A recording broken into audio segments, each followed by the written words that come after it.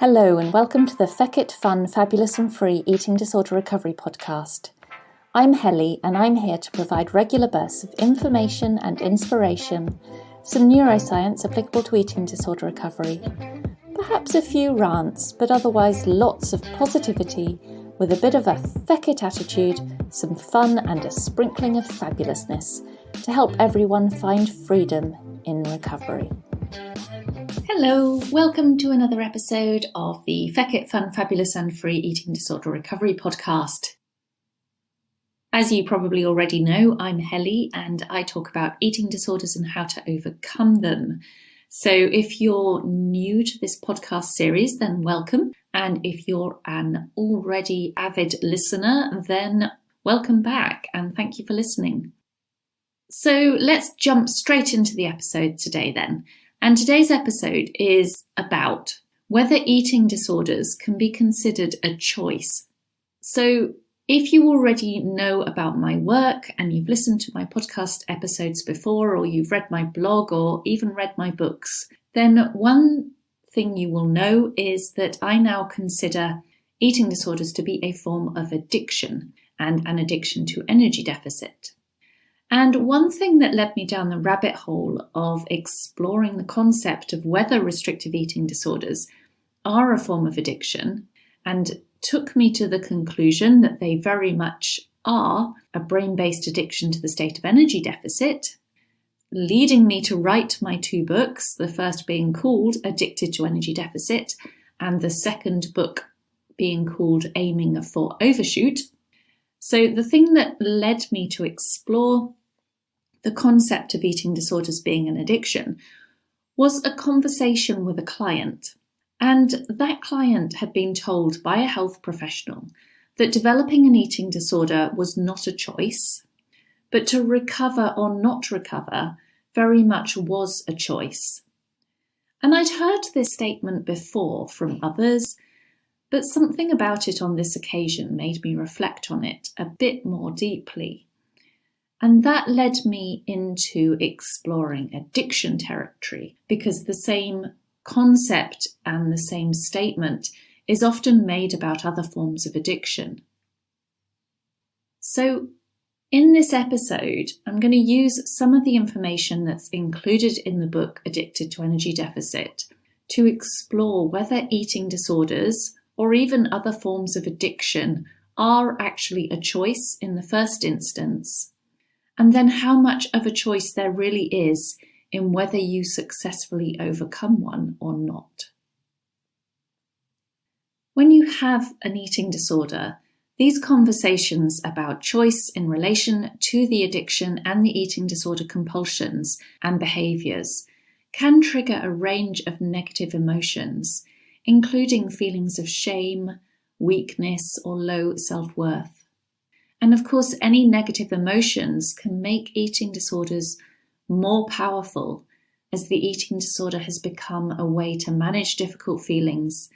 And so these conversations about choice have the potential to create additional challenges with addressing the eating disorder, especially if you feel that people are blaming you in some way for having an eating disorder or for not overcoming it, and that they are implying that you are choosing to stay in the eating disorder or that you are choosing not to recover from it. So with all that in mind, I think what I want to do first is make one thing very clear for any of you who need to hear it, and that is that developing an eating disorder of any form is never a choice. No one ever chooses to develop an eating disorder and to deliberately enter the driven, addicted, lonely and hard life that an eating disorder inevitably creates. Never ever let yourself believe that you chose this way of living because you didn't. The fact you developed an eating disorder comes down to the mixture of an unlucky genetic blueprint and certain triggers.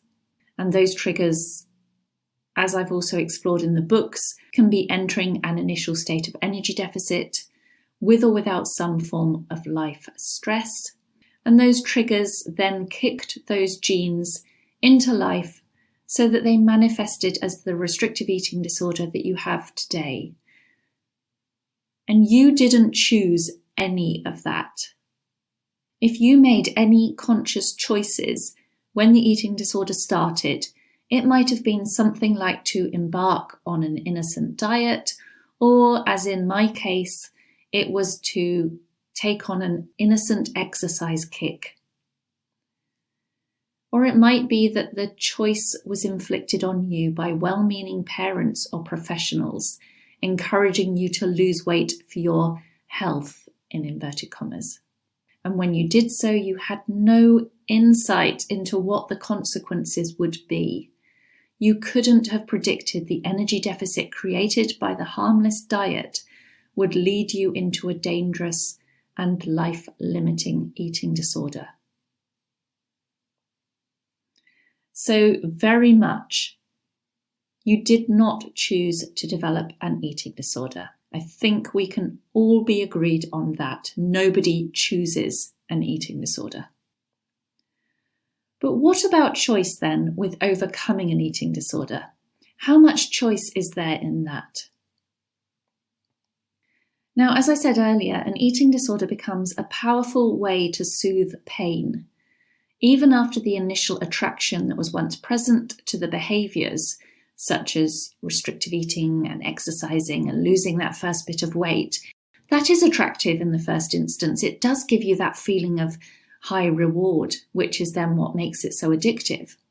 But even when that initial attraction to those behaviours no longer holds any rational appeal, or maybe they've even become less tolerable to live with, those behaviours can still retain a very powerful allure. And that's because they blunt mental pain. They suppress crippling withdrawal symptoms. And I've made an episode about withdrawal symptoms that you might go through when you're giving up an eating disorder. So go back and listen to that if you need to. Eating disorders also allow you to avoid the fear that arises from making changes. And they ease the cravings. So the cravings for more exercise, the cravings for more restriction, the cravings to control your weight or lose a bit more weight. Following the eating disorder patterns and habits eases all those very powerful cravings. Plus, at the end of the day, brains are biology. Brains have biases, attractions, associations to things, and habitual thought patterns that will drive automatic behaviours. And your brain is strongly driven by emotions. It's driven by desires or fears. And very rarely are our brains driven by logic. And of course, brains are changed at an incredibly deep level by an eating disorder when it comes to embedded brain circuits that will have set in with the eating disorder that will push you with force towards behaviours that will pursue your drug of energy deficit before you can even realise what's happening often and stop yourself. So because of all that, it can't be entirely reasonable to say that anyone is choosing to continue to pursue the behaviours and compulsions associated with a restrictive eating disorder. And neuroscientists now know that any decisions that we believe we're making at a conscious and rational level are in fact made by the unconscious part of our brain around half a second before they enter our conscious awareness. And that's pretty mind-blowing when you think about it.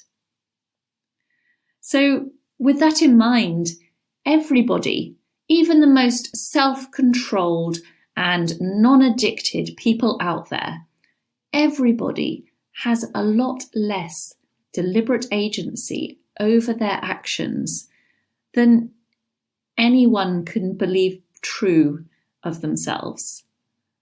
Even the most self-controlled people have much less deliberate agency over their actions than they believe they do. But having said that, people do overcome restrictive eating disorders, and that doesn't happen by magic. if only it did happen by magic.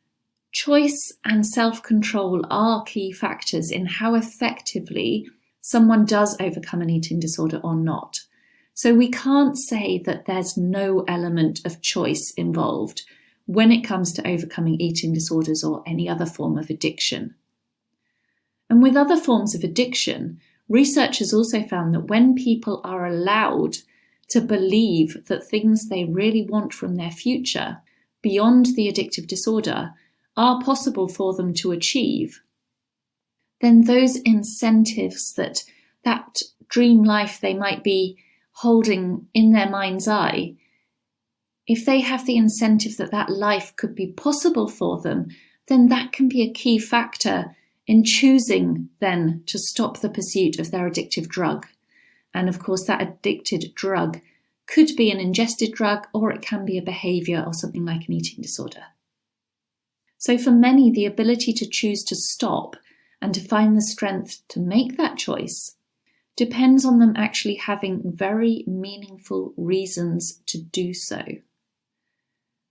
But even if you do have powerful reasons to stop, powerful reasons to let the eating disorder go, even then it's more complicated to overcome a compulsive behaviour than just saying no to it. It takes hard work, it takes mental effort, focus, and support from others. But it can be easier to make that choice towards new opportunities when you're allowed to believe that it's possible, and when you're empowered to do so. So I believe that anyone listening to this who has an eating disorder and is desperate to recover, I believe you can recover. The ability is within you to make changes and overcome the compulsions created by the eating disorder. But it can come from how you perceive your options and choices, alongside your ability to recognize the impact of continuing to pursue the behaviours that will make or break whether you do make those changes or not. And yes, self-control can be used to pull yourself back from acting on an addictive desire, even when it's painful and anxiety-provoking and holds risk of failure. Resisting the lure of the behaviours and the hit they create isn't impossible, but of course it can be incredibly difficult and incredibly emotionally challenging. So when it comes to overcoming an eating disorder, choice is involved. But to optimise your chances of making the right choice, it helps to be able to believe in your abilities to change. And if you've ever been told that the eating disorder is chronic, it puts the burden onto you and it reduces your ability to view it as something you do have the choice to overcome. Being told you can't recover or you're chronically left with this eating disorder ultimately disempowers you, when what you need above all else is to be empowered. You need to be able to believe in your ability to change and your ability to have a better life. And I'm telling you now that I don't believe any eating disorder is chronic and that people can't recover. So no matter how long you've held this eating disorder and these behaviours for, how young you were when it started, or anything else, I believe you can change. I believe anyone can change. And I've seen it. I've seen it time and again. People do recover even after years and decades. And there's no reason that can't be true for you as well. But if your current reality is that you feel disempowered, that you feel that people have told you you'll never recover and you can't visualize a future for yourself, then you need to recognize that the eating disorder is not something you want anymore. You need to notice that it's wrecking your life and it's destroying your future opportunities and potential, and that you want things to be different. And then try to start to believe that things can be different, because they can. And you do have the choice to decide that you will stop the behaviours in the pursuit of energy deficit. And if you make that choice, you're more likely to do it. Focusing on new goals, pursuits, and a life outside the eating disorder will also make such a big difference. You need strong reasons that are emotive to you as to why you will change. Allow these goals to drive your desire for more, nurture them, and choose to move towards them because you can. Visualize and believe in your ability to change, and you will be better able to resist the urges when they arise time and again, trying to pull you back towards the eating disorder patterns, even when they're at their most powerful and alluring. And when those urges hit, remind yourself that responding to them in the now might reduce the discomfort in the short term, but it's going to keep you in the misery of the eating disorder in the long term, and you don't want that. So you didn't choose to have an eating disorder, or you didn't choose to deliberately set out on that path. And choosing to overcome an eating disorder is far from simple or easy. It's not about simple choice. It's far more complicated than that. So don't feel you are to blame just because you have not succeeded yet in overcoming the eating disorder. It's really important that you remove any self-blame that might be there, as those inappropriate negative feelings towards yourself are only going to hurt you more and then lead you to hold on to the destructive eating disordered behaviours for longer to try and numb the shame or the guilt or the negative feelings that you've got towards yourself. But there are choices to be made to overcome an eating disorder, and it takes support, empowering yourself, and finding meaningful goals beyond the eating disorder so that you can keep making the choice to move towards your free life, even when it's feeling nearly impossible in the moment you're in. You can do these things. So please believe that you can make choices today that will take you towards a more free and amazing life than having an eating disorder ever can be. But those choices aren't easy to make, and to stay consistently making those choices every single day as you're going through this process and the emotions are getting harder and the withdrawal symptoms are kicking in more strongly, it takes support to get through that. It takes having people you can talk to about what you're going through, having cheerleaders alongside you who will help to keep you motivated and keep you remembering why you're going through this really difficult process that can feel really, really shitty when you're in it. But you can choose to make those changes. And the more you do, the easier it will become. And one day you will look back and you'll notice that every time you made that choice to not restrict in that moment, to not engage in that compulsive movement, to not purge, to not use the laxatives, every time you made one of those choices, it built and it snowballed and it turned into getting you into a much more possible and free life. When you look back and you think, wow, look how far I've come. So make the right choices today. You can make the choice to eat the food that is least restrictive rather than your safe food. You can make the choice to aim for overshoot and do everything that takes. You can do it. I know you can do it. I don't believe that anybody can't recover. But it's not easy. I know that. So I hope that episode has given you something else to think about. If you want to check out my books, then Addicted to Energy Deficit and Aiming for Overshoot are available on most international online book retailers around the world. And you'll find out more about me and you'll find more of my blog posts on hellybarnes.com. And of course, you've got a whole back catalogue now of these podcast episodes as well, if you want to go back and listen to any more of them, to give yourself a little bit more motivation and positivity to push into bashing this eating disorder out of your life today and every day. I'm Helly. You'll find me on hellybarnes.com. If there's anything in particular you want me to talk about in future episodes, then please just drop me an email. And otherwise, I'll speak to you soon. Thanks for listening. Bye-bye. Thank you for listening to the Feck It Fun, Fabulous and Free Eating Disorder Recovery podcast. Don't forget, eating disorder recovery doesn't have to be boring and doesn't have to be serious. Now go and grab yourself some food and have a fabulous rest of the day.